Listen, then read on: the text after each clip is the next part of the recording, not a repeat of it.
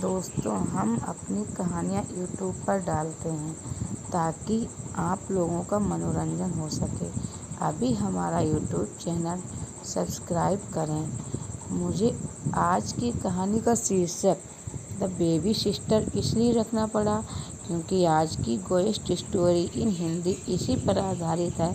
अगर आप लोगों को ये पता ना हो कि ये बेबी सिस्टर क्या होता है, तो मैं आप लोगों को बता दूं कि बेबी सिस्टर वो होते हैं जो छोटे बच्चों की देखभाल करते हैं और उसके बदले कुछ पैसे लेते हैं। ये रियल हॉरर स्टोरी है, तो चलिए कहानी की ओर चलते हैं। रिया अभी अभी 19 साल की हुई थी और वो अपने लिए कुछ काम ढूंढ रही थी ताकि वो अपना जेब खर्च निकाल सके। इसीलिए उसने बेबी सिटिंग करने की सोची। उसे लगा कि ये सबसे आसान काम है जिसमें सिर्फ छोटे बच्चों को संभालना होता है और उसकी जगह अच्छे पैसे भी मिल जाते हैं। साथ ही साथ रिया का भाग्य इतना अच्छा था कि उसको आखिर बेबी सिटिंग का एक काम मिल ही गया। दूर पड़ोस के एक शहर में एक पति पत्नी का जोड़ा रहता था। आज उन लोगों ने बाहर मूवी देखने का प्लान बनाया था और उनके बच्चों की देखभाल के लिए उन्होंने रिया को बुला लिया और कहा कि हम लोग बाहर जा रहे हैं और देर रात तक आएंगे। तब तक तुम हमारे घर पर रहकर हमारे बच्चों की देखभाल करो। और ये कहकर वो लोग चले गए।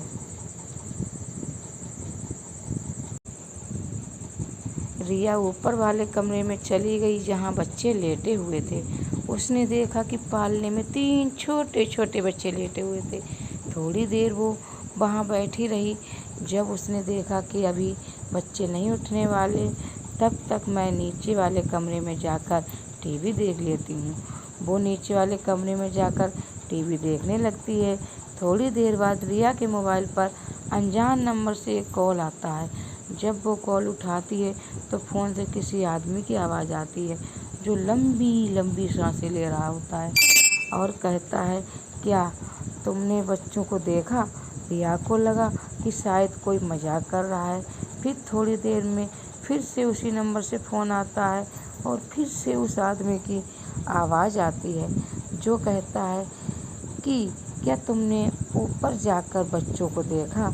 इस बात पर रिया को गुस्सा आ गया और उसने कहा कि अगर तुम वापस फ़ोन करोगे तो मैं पुलिस में रिपोर्ट कर दूंगी। लेकिन वो आदमी फिर नहीं माना और उसने फिर से फ़ोन कर दिया। इस बार रिया को गुस्सा आ गया और उसने पुलिस को फ़ोन कर दिया और इस कॉल के बारे में बता दिया। पुलिस ने कहा कि हम थोड़ी देर में आपको इस नंबर को ट्रैक करके बताते हैं। थोड़ी देर में पुलिस का वापस फ़ोन आया। पुलिस वाले ने थोड़े गुस्से से कहा कि क्यों मजाक कर रही हो, क्योंकि जिस फ़ोन के बारे में तुम बता रही हो वो तुम्हारे घर के ऊपर वाले रूम में आ रहा है। ये सुनते ही रिया की दिल की धड़कनें बढ़ गईं क्योंकि घर में तो कोई नहीं है। तब ऊपर वाले कमरे से कौन फ़ोन कर रहा है जिसमें केवल बच्चे सोए हुए थे।